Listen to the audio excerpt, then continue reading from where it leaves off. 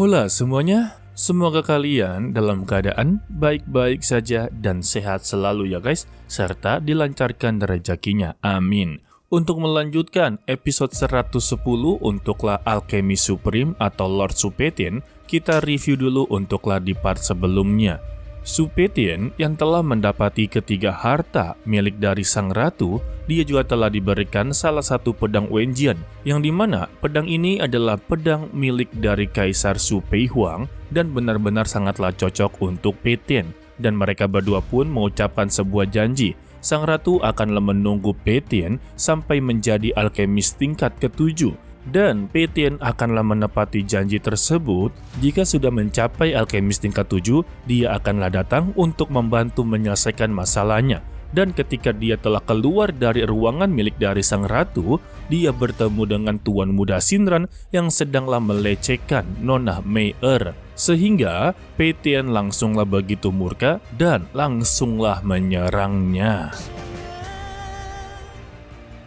Goujian yang merasa percaya diri kalau dia akanlah menang menghadapi Petian, dia dibuat begitu saksikso. Hanya dengan satu serangan serta satu tendangan membuat dia langsunglah terkapar. Shinran yang melihatnya cukuplah begitu ketar-ketir, meminta kepada ketua aliansi perdagangan satu ini untuk membentuk sebuah formasi besar.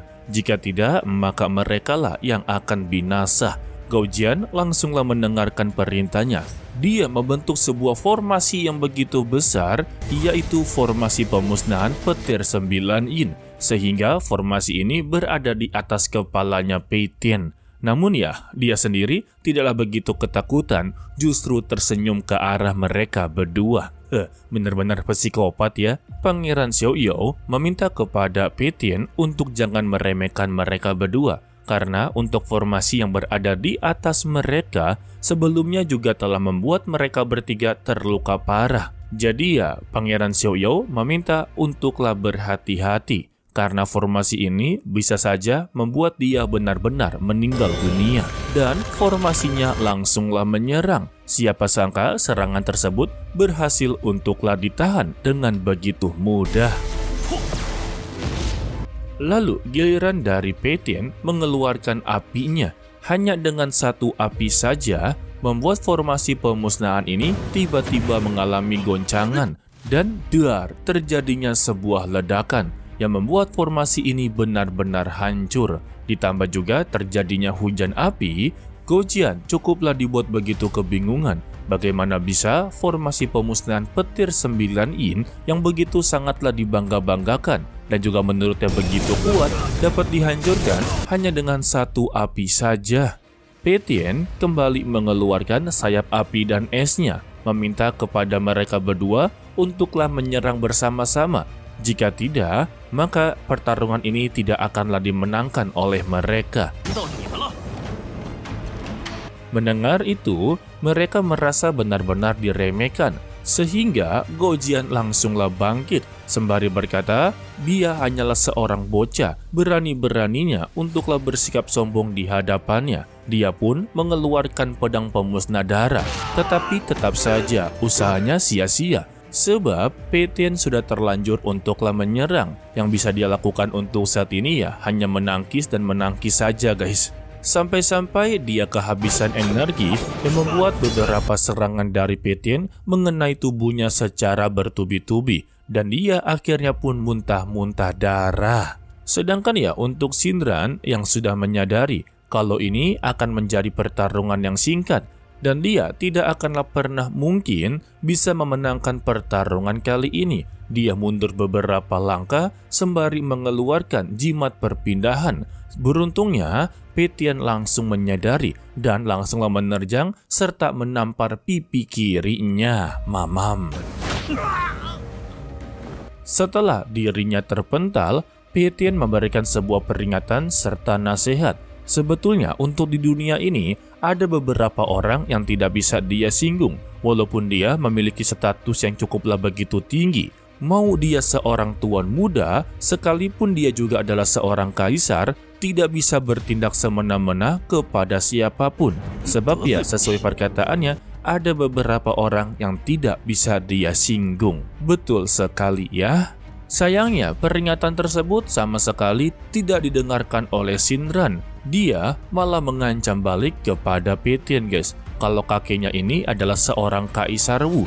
Jika dia berani untuklah menghabisi nyawanya, maka dia akanlah datang ke kerajaan bintang jatuh untuklah membalaskan dendamnya. Tetapi Peitian sama sekali tidaklah mendengarkan dan dia pun langsunglah mengeluarkan api surgawinya. Alhasil ya, tubuh dari Shinran langsunglah dibakar hidup-hidup sembari mengerang kesakitan. Mamam.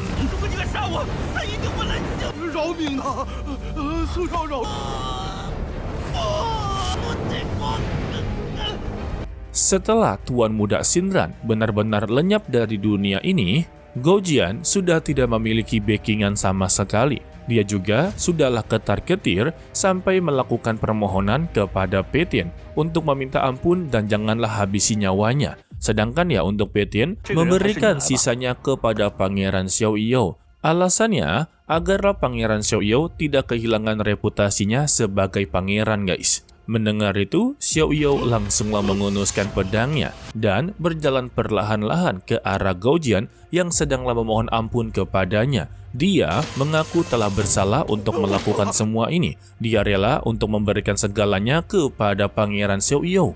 Tetapi ya, dia sama sekali tidaklah peduli, sehingga tombak atau pedangnya ini langsunglah dilemparkan ke arahnya, yang membuat tubuh dari Gou Jian langsunglah tertembus. Dengan begini, Gou Jian haruslah berakhir dengan kematian mengenaskan. Ya, lebih mengenaskannya sih untuk Shinran dibakar hidup-hidup ya.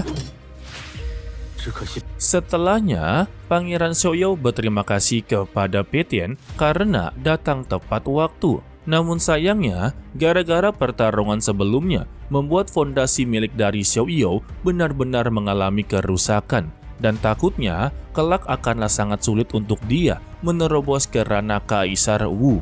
Lantas, Peitian langsunglah menjawab kegelisahannya dengan meminta tidak perlu khawatir. Di sini ada alkemis terhebat di dunia, jadi jangan langsunglah menilai kalau dirinya ini tidak bisa untuklah berkultivasi lagi. Sebab dia mempunyai cara untuklah menyembuhkan fondasinya.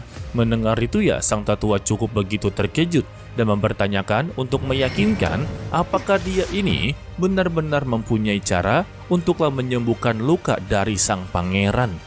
Peitian langsunglah angguk-angguk kepala sembari mengeluarkan api pembakar petir langit. Sebut saja sebagai api langit ya. Sontak ya, mereka bertiga cukup begitu terkejut. Ternyata dengan kepergian dari Peitian yang secara tiba-tiba itu telah membuahkan sebuah hasil. Dan Peitian sangatlah yakin dengan kekuatan api langit ini bisa membantu dia memperbaiki fondasi yang rusak karena sebuah bencana petir. Sang pangeran sungguhlah berterima kasih karena dia telah mendapati kesempatan yang kedua untuklah menjadi seorang kultivator. Lalu, Peitian meminta kepada dia untuk lakukan sekarang juga. Sehingga sang pangeran langsunglah duduk bersila dan mengeluarkan inti fondasinya. Sedangkan untuk si api langit akanlah menyalurkan beberapa energi spiritual untuklah menyembuhkan lukanya. Sehingga ritualnya pun langsunglah dilakukan. Beruntungnya ya untuk sang pangeran ini bisa untuklah menahan rasa sakit yang sedang dia alami. Jika tidak, mungkin ini akanlah gagal total.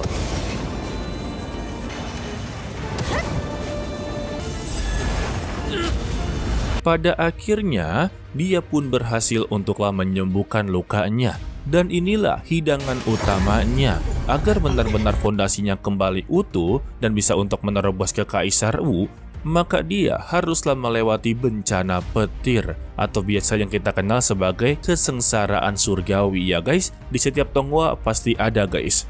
Untuk sang pangeran yang telah melihat ada sebuah bencana petir, dia pun langsunglah berteriak kalau dirinya sudah sangatlah siap untuk menghadapinya.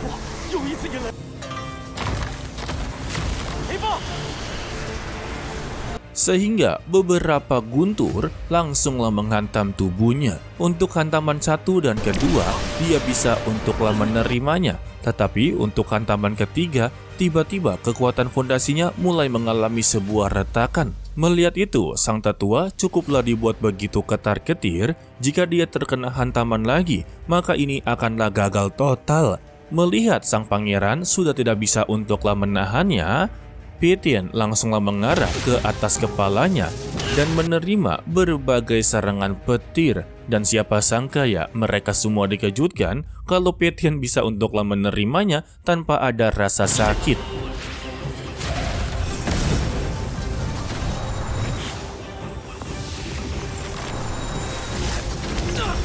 Dengan bantuan dari Pétienne, membuat sang pangeran mendapati kesempatan untuklah membentuk sebuah niat pedang yang membuat tubuhnya pun langsunglah mengeluarkan aura spiritual dan dia pun langsunglah berteriak yang menandakan dia telah berhasil untuklah menerobos ke ranah Kaisar Wu.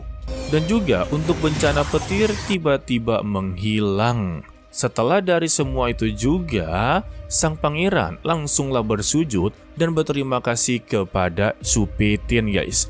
Sayangnya, Pétienne tidak gila dengan hormat. Dia meminta kepada sang pangeran untuklah bangkit berdiri dan tidak perlu untuklah sungkan. Dia memang berniat untuklah membantunya. Tetapi ya tetap saja sang pangeran ini merasa mempunyai hutang budi kepada Pétienne. Tanpa adanya dia, mungkin saja dia tidak akan bisa untuklah menerobos. Dan dia berjanji tidak akanlah melupakan bantuan yang telah diberikan oleh Pétienne. Namun ya, jawaban dari Su Pétienne seperti biasa. Ini hanyalah masalah kecil saja, tidak perlu untuk dibahas dan tidak perlu untuklah diingat. Hai. Sang pangeran pun merasa tidak begitu enak. Jika dibiarkan begitu saja ya, dia akan terus kepikiran. Alhasil, dia pun memberanikan diri untuk memberikan plakat militer bebas yang melambangkan kekuasaan dari Kaisar Xinglo. Dengan plakat tersebutlah, Pétienne bisa untuklah masuk ke Kaisaran Xinglo dengan begitu mudah, serta juga dia akanlah mendapati sebuah pengawalan. Anggap saja token ini layaknya dia menjadi seorang bangsawan, guys. Pada awalnya, Pétienne mencoba untuklah menolak karena baginya ini sangatlah tidak diperlukan. Sayangnya, sang pangeran tetaplah memaksa, membuat Pétienne juga terpaksa untuklah menerimanya. Dan secara tiba-tiba, Pétienne juga mendapati panggilan dari Ranxi. Kalau dia ini sedang dalam masalah besar, meminta kepada Pétienne untuklah datang ke kota Cilan. Mendengar itu ya, Pétienne langsunglah menyudahi petualangan dia di Gunung Leze. Dan pada akhirnya, mereka pun langsunglah berpisah di sana. Kira-kira ada masalah apa ya yang dihadapi oleh Ranxi? Tampaknya cukuplah begitu berbahaya ya. Namun kita masihlah belum tahu apa yang akan terjadi. Karena ya untuk Tonghua ini sebetulnya spoilernya cukup sulit untuk dicari, guys. Sekalinya ada ya paling cuma beberapa episode doang. Sekalinya tidak ada ya tidak ada. Dan kita bersambung untuklah dilanjutkan part berikutnya, yaitu Selasa minggu depan ya guys. Semoga saja tidak ada halangan lagi untuk beberapa minggu ke depan. Hai. Oke lah, sepertinya cukup sampai di sini saja dulu untuklah video kali ini. Mimin ucapkan terima kasih kepada kalian yang telah menonton sampai akhir. Pesan dari Mimin, tetaplah menjadi orang yang baik walaupun itu sangatlah sulit. To be continue, sampai jumpa di video berikutnya. Bye-bye.